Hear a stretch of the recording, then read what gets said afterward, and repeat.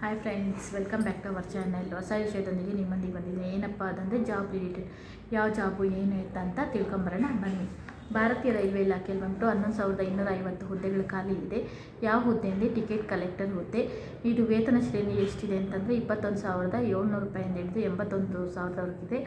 ಎಲ್ಲಪ್ಪ application ಹಾಕೋದ್ರೆ ನಿಮ್ಮ ಹತ್ತಿರದ online ಅಥವಾ ವೆಬ್ಸೈಟ್ಗಳ ಮೂಲಕ ಅಪ್ಲಿಕೇಶನ್ ಹಾಕಬೇಕಾಗತ್ತೆ.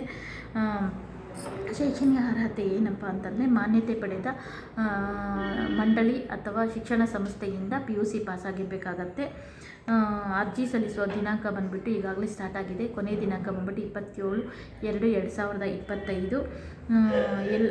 ಏಜ್ ಲಿಮಿಟ್ ಎಷ್ಟಪ್ಪ ಅಂತಂದರೆ 18ರಿಂದ 35 ವರ್ಷ ಒಳಗಿನವರಾಗಿರಬೇಕು. OBC ಅಭ್ಯರ್ಥಿಗಳು ಬಂದುಬಿಟ್ಟು 18ರಿಂದ 38 ವರ್ಷ, SC ST ಅಭ್ಯರ್ಥಿಗಳಿಗೆ 18ರಿಂದ 40 ವರ್ಷ.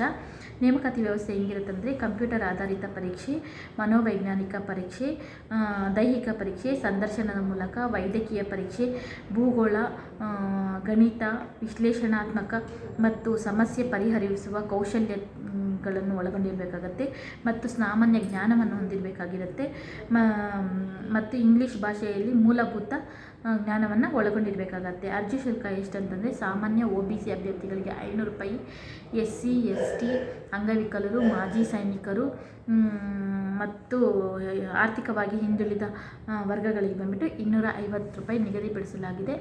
ಆಸಕ್ತಿಯುಳ್ಳ ಅಭ್ಯರ್ಥಿಗಳು ಹೋಗ್ಬಿಟ್ಟು ಅಪ್ಲಿಕೇಶನ್ನ ಹಾಕ್ಬೋದು. ಈ ವಿಡಿಯೋ ಇಷ್ಟ ಆದರೆ ಲೈಕ್, ಶೇರ್ ಆ್ಯಂಡ್ ಕಮೆಂಟ್ ಮಾಡುತ್ತಾ ನಮ್ಮಂತನ್ನು ಪ್ರೋತ್ಸಾಹಿಸಿ ಅಂತ ಕೇಳ್ಕೊತ ಈ ವಿಡಿಯೋನ ಮುಗಿಸ್ತಾ ಇದ್ದೀನಿ. ಈ ವಿಡಿಯೋ ಇಷ್ಟ ಆದರೆ ಲೈಕ್ ಮಾಡಿ. ಮುಂದಿನ ವಿಡಿಯೋದಲ್ಲಿ ಸಿಗ್ತೀನಿ. ಟೇಕ್ ಕೇರ್, ಬಾಯ್ ಬಾಯ್.